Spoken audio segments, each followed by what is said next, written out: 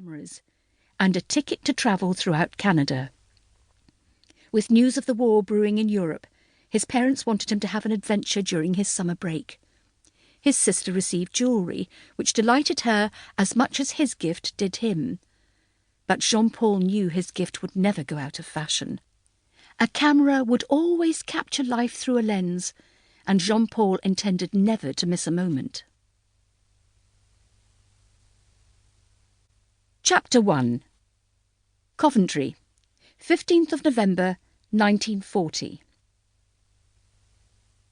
Ruby Shadwell stared out into the street, blinked away her disbelief, and then looked down once again into darkness over the edge of a large smoking crater. A flash of light from the rising sun emerging from behind a cloud skimmed across scattered shards of glass, giving her an insight as to what was below, the epicentre of horror. The place her parents and 2 siblings would have sat enjoying their cocoa around the fire, as they did every night. Ruby had no doubt their routine hadn't altered, despite the air raid warnings. Even if they had been in the Anderson shelter at the bottom of the garden, the scene before her would be the same. Total devastation. Her family crushed to death like ants under the foot of a human. White grey flakes fluttered from the sky. She held out her hand. It wasn't snow, but something like the ash from the fireplace in their house. The house which no longer existed. Ruby wrapped her arms around her chest and shoulders and gripped hard, digging her fingers into her flesh through the woolen coat she wore. At 16 she could not recall a pain so deep, even when her precious grandfather had passed away. Unable to absorb the enormity of the disaster, she remained staring downwards into the crater in the hope it could be a dream. She'd even accept a nightmare, one from which her family clawed their way back to the surface, back into her life. Her body, freezing with the November frost and easterly wind, felt stiff and bruised. Heavy drizzle dripped across her face, and she brushed it away, her skin sore with cold. But she was unable to move away from the place she once knew as home.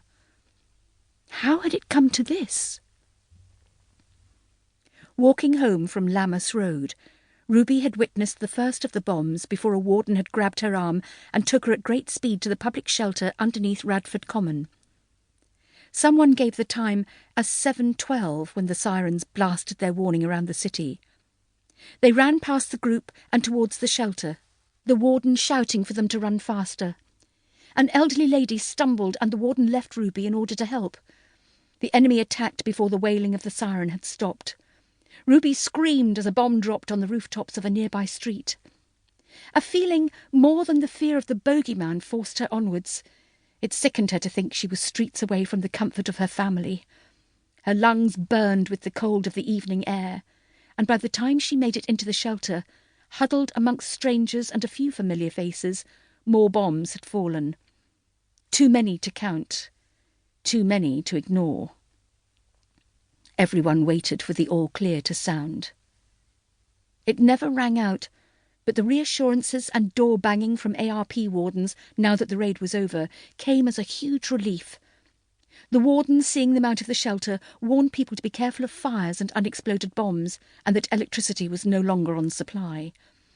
Ruby moved forward in the queue to leave, and was stunned by what she saw as she stepped outside. Enemy bombs had proved themselves to be powerful and destructive. They'd destroyed Coventry. The people with whom she'd sheltered shouted their disbelief. Many sank to their knees, but the majority screamed and ran towards their homes. Ruby headed back. Her family would be frantic with worry, and she needed to get onto Radford Road and back home to reassure them she was still alive. The further she made her way back towards the centre of Coventry, the more the mangled streets disorientated her. Once she'd gained her bearings, Ruby headed for Eagle Street, picking her way through what should have been darkness, but the city was lit with fires so bright, and the moon shone clear.